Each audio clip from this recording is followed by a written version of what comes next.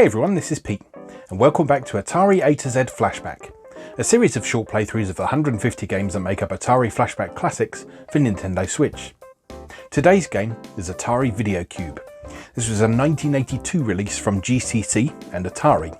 GCC were a company that got their start in video games, but ultimately ended up becoming a hardware and accessory manufacturer. They were quite well known for producing one of the first ever internal hard drive controllers for the Apple Mac, for one thing.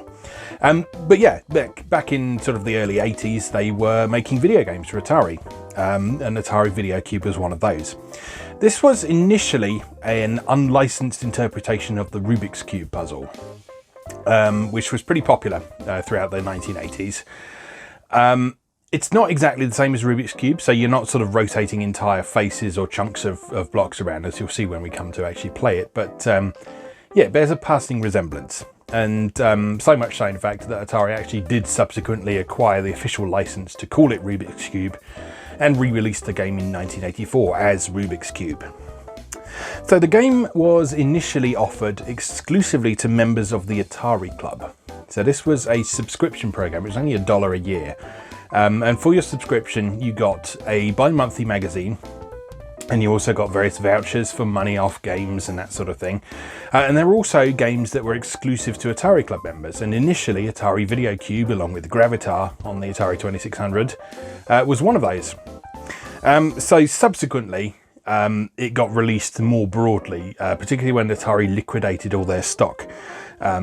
So after the Atari Age magazine, as the Atari Club's publication was called, a lot of their stock went to KB toy stores. And so from sort of after about 1984 onwards, you could pick up copies of Atari Video Cube just off the shelves of a KB toy store. So this is a really interesting game, actually. I really like this game. It's very unusual. There's nothing quite like it on the Atari 2600 in my experience with the platform.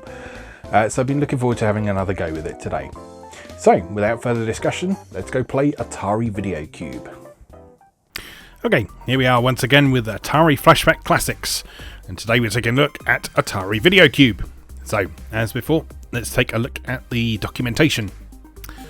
So here we are. This was a slightly later version, this one down here. If we look down at the copyright, you can just see copyright 1983 down there. So this was when Atari had the slightly more colourful branding for the Atari 2600, and actually called it the Atari 2600 rather than the Atari Video Computer System as well. So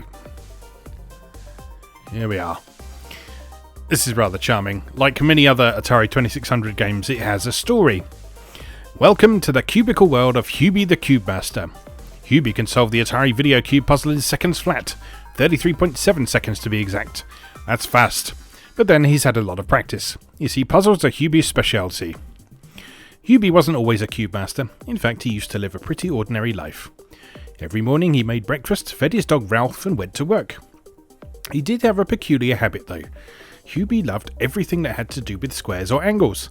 For instance, he was always sure to eat 3 square meals a day. Waffles for breakfast, ravioli for lunch, and cube steaks for dinner. Hubie slept in a perfectly square bed. Every day he swam laps in a square swimming pool. And each morning as he walked to work, Hubie was sure to count the squares in the sidewalk beneath his feet. People called Hubie a blockhead, but when they did, he always had an answer. Looking them squarely in the eyes, Hubie would shout, "Squares are important! Try playing checkers on a round checkerboard, or try using ice balls instead of ice cubes in your drinks. Can you imagine going to New York to visit Madison Round Garden? It's just not the same. It wouldn't work." And with that, he would square his shoulders and walk off. Yes, Hubie certainly had a checkered past, but that was before the big change in his life. One day, while square dancing in his favourite restaurant, the one with the red check tablecloths, someone gave Hubie a puzzle. A cube puzzle. He played it day and night, twisting and turning it to move the colours to the proper sides.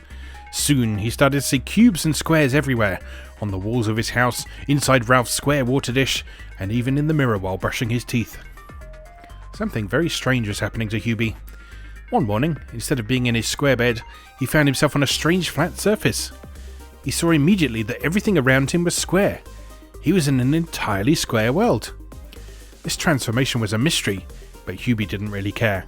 He was Hubie the Cube Master. Hubie knew that his mission in life was to teach cubists and future cubists the best way to play the magical cube puzzle. He promised himself that he would learn how to solve the magical cube faster than anyone else in the world. He invites you to help him with his pledge. Can you solve the cube faster than Hubie? Try it and see. So, yeah, that's an extremely overblown storyline for a rather cool little puzzle game, actually. So the way this works is that you have a cube, which you see one side of at a time, and you move Hubie around, and you have to pick up and drop colours in order to make all of a particular side of the cube the same colour. So in that respect, it's very much like a Rubik's Cube, but the way you actually move the colours around is very different to how you do a real Rubik's Cube. You'll see when we get onto it. And yeah, so there's some restrictions on your movement. So you can't move over a square that is the same colour as the one that Hubie is carrying at the time. And that's pretty much it, I think. I think there's some variations on the game. Yeah, here we are. Okay, so Atari Video Cube includes 18 game variations. Games 1 to 10 play at a faster speed. Sorry, games 1 to 10 play at normal speed, and games 11 to 18 play at a faster speed. In games 3, 4, 7, 8, 13, 14, 17, and 18, the cube is blacked out unless rotating to a different side. So, it was sort of tradition for a lot of 2600 games to have some sort of invisible mode in there, and this is no exception, apparently. Games 5 to 8 and games 15 to 18 are self-playing, in which Hubie shows you how to solve the cube in the least amount of moves or time. In these variations, all you need to do is press the game reset switch. The computer will take control and start the game. In games 9 and 10, Hubie's movements are restricted and he can only move in two directions, up or to the right. Odd-numbered games are scored by the number of moves and the number of colours that are swapped. Even-numbered games are scored by the time it takes to solve the cube. And that's that, basically. So you've got all those different variations there. They're all basically the same game, but with a twist. So let's play. Right. So if we switch between the various different games, you've got normal scored on time. There's your blacked out cube. That's the computer playing by itself. And so on. There's the two restricted movement modes. And there's the fast modes. Alright, let's just go for the standard game 1. Right, so as we start, you can move... Oh, you can choose a cube to start on as well. So you push the joystick left or right to choose... You push left to change the tens, and right to change the units. So rather than completely randomizing it, you can sort of try the same puzzle multiple times over if you want to. Okay, let's just go for cube number 1. There we go. Alright, so we start with Hubie as purple. So we can drop a purple there, that gives us a green. What we now need to do is find some more purples. So there's another purple. We pick that up. Drop it down there. There's some more purples.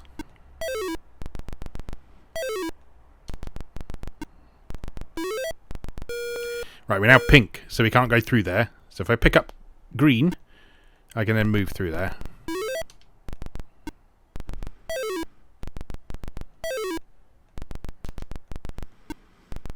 Okay, let's look for some more purples. There's another one. Alright. Right, so there's a pink.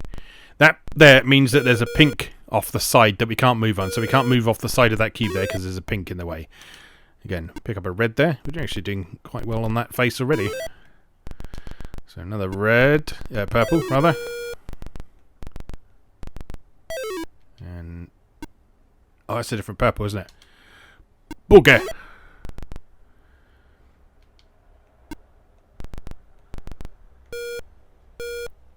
It's making my eyes hurt a bit. Right, is that the right one?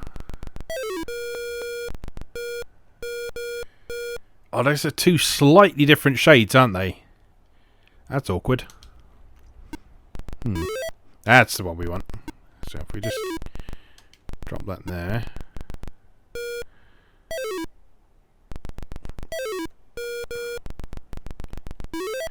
And take that one. And then head back up here. There we go, nearly done with that face. And there's the last one we need for that face. Lovely. Right, and now just need to learn to distinguish those very similar pink, purple, and more purple. Right, which face is looking good for the minute? I think they're all in a bit of a state.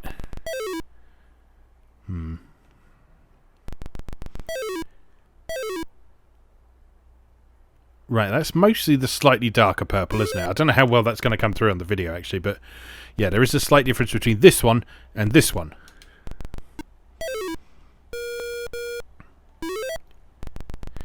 And trying to make my eyes see that is causing a bit of eye strain at the minute.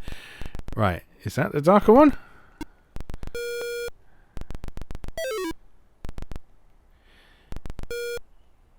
No, that's the lighter one.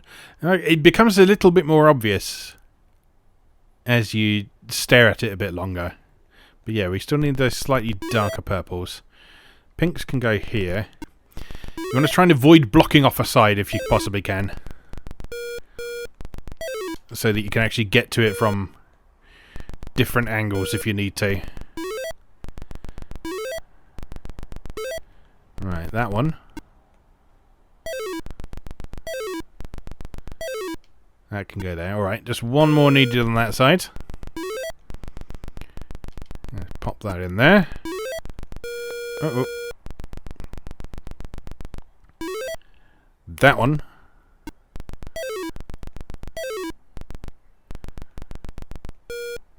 Uh-oh. Right, that's two sides done. Right, and now we seem to be working on the pinks on this one, so... Are those all the same? It's so hard to tell. Alright, let's get some more pinks. In fact, you can check. If you can't walk through them, then they're the same colour. So okay, that's fine. Give me some more of those. Oh, God damn it. So much to think about in this game. It really makes your brain hurt after a little while, in the best way, the way that a good puzzle game should do. Nope. Nope. Oh no. Where's my pinks? Down, not down there? Down here. Down here. There we go. After a little while, you really do start seeing this as a little world, almost, that you're trying to navigate your way around. I find it kind of fascinating. You sort of start seeing the different colours as obstacles that get in your way. And you start sort of recognising different bits of scenery, almost. Alright, give me that. You can go there. More green? No green? Any green? Green! Oh, God. More green. I really like this game. I remember playing it for the first time on one of the previous... Oh, dear. On one of the previous Atari Flashback Classics collections, and sort of really thinking that I'd found something quite special with it. I do enjoy it. I think it's a super cool game. I'm not very good at it, mind, but, well... Sometimes you just have to accept these things.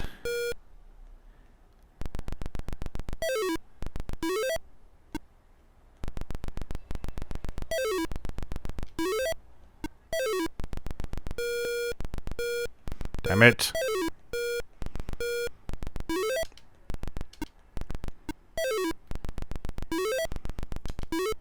Another side done. Very nice. And another side done. And we've finished. Not bad going. It certainly wasn't 37.7 seconds, but, you know, 13 minutes. Not bad, huh? Yeah, so that's Atari Video Cube. You can just play that in various different ways. We played there in one of the modes where it counts your moves rather than your time. But you can play against the clock if you prefer. You can watch the computer do it. And then there's all those different cube arrangements that you can have a go at as well. So yeah, I really like this game. It's a really, really fun puzzler. It's got a little bit more depth to it than a lot of other puzzles I've seen. I mean, it's not about sort of testing your reactions and quick observation skills or anything. It's about logical thinking and strategy and being able to visualize things in 3D, I think, helps as well. So yeah, I'm a big fan of that game. This is one of the games on this collection that I like to return to quite frequently. And yeah, if you've never played it before, then I can highly recommend giving it a go yourself as well. So that's Atari Video Cube. As always, thank you very much for watching, and I'll see you again next time.